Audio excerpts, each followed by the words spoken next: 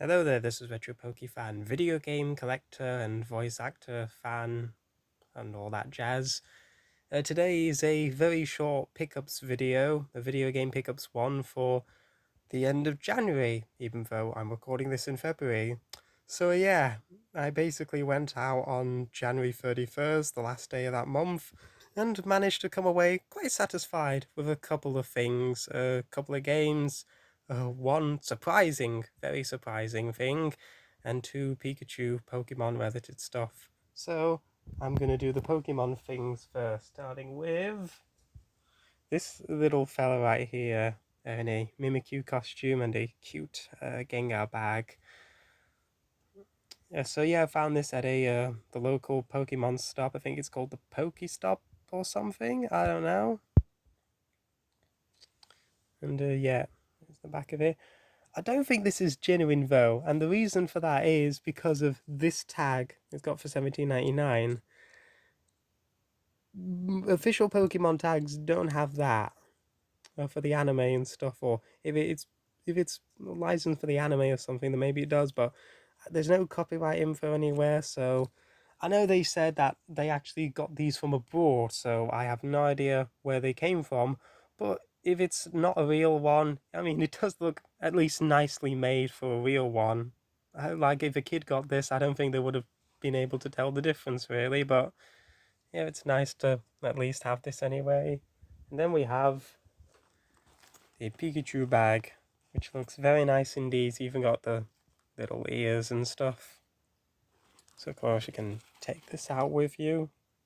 Kind of a missed opportunity to not put the tail on the back though. So yeah, it's very cute. Very nicely made as well. So, with the games and stuff, I've got at least 3 PS1 games and a single Wii game. But first, I'm going to start off with something very surprising, and that is a DVD, which you probably haven't seen in God knows how long. And not just a regular DVD, no, this is a DVD game.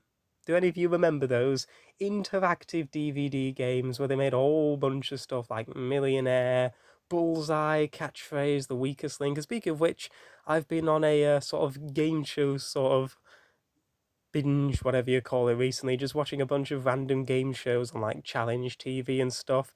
And this, of course, is one of them that I've already mentioned. It is Who Wants to Be a Millionaire, the 5th edition, the real cash edition, as it's called, where you could actually win like £10,000 or 1,000 in a cash prize draw. Well, obviously you can't do that because it closed years and years ago. But yeah, I actually really do like Who Wants to Be a Millionaire, one of my favourite game shows. And I think there's about 5 or 6 of these. I think there's about at least 5 or 6 of these different DVD games. So who knows? I might get them all one day for whatever reason, other than the fact that I like Millionaire a lot. They're part of the Universal DVD games collection. But there's the disc. I'll get the receipt out of the way first. And just advert for other Universal DVD games, credits and info about how to get the cash prize, which is essentially if you reach the magic virtual million, of course. So yeah, it's just nice to have this oddity in the collection. Now we have the PS1 games, which I was quite happy with. First off, Anna Kournikova. I might not have pronounced that right, so if I haven't, I'm so sorry. Anna Kournikova's Smash Court Tennis for just £5 at the Entertainment Station, part of the Value series. Today, I figured out that I'm actually quite bad at tennis. Really bad at tennis. And it's not the game's fault. I mean, it actually looks to be a decent enough game of tennis. It's just I'm not very good at playing the actual game. Which is a bit unfortunate. It's complete. In fact, I think all of these games are complete with the manual, so I'm not going to keep saying that. There's a nice, colourful disc. We have also for £5 Sorcerer's Maze with a really shite looking cover that doesn't have anything to do with the game. I mean, if you're able to get past how crap the cover looks, it's actually a not bad puzzle game. Sort of like a breakout clone. Got all sorts of different magic stuff to use. Interestingly enough, it doesn't actually support the memory card at all, which I've just noticed as of now. And I think this game was actually released in a completely different name by Midas years ago.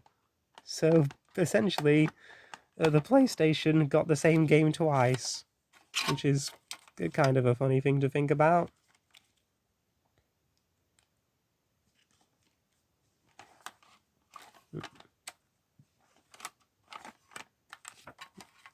Gonna try and get that in. I'll just do that after this video is over. And the other game, the one that I was definitely chuffed to bits to find and was like, I'm going to immediately get this, is Disney's The Emperor's New Groove for £10. It's a Disney game. It's Emperor's New Groove. I actually do like the movie, so it's nice to get the game as well.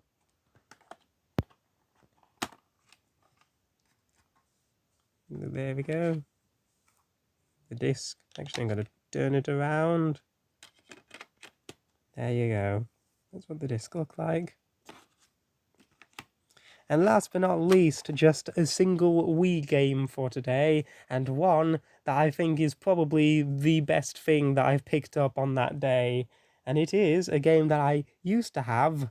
It's Pokepark 2 Wonders Beyond, that short-lived sort of spin-off series of the Pokemon games, for 25 quid. This was a game that I used to have, but I just never played for whatever reason. We got rid of it, and I kind of regret doing that now because, of course, Pokemon games, they tend to go up and up and up in value these days and not down, down.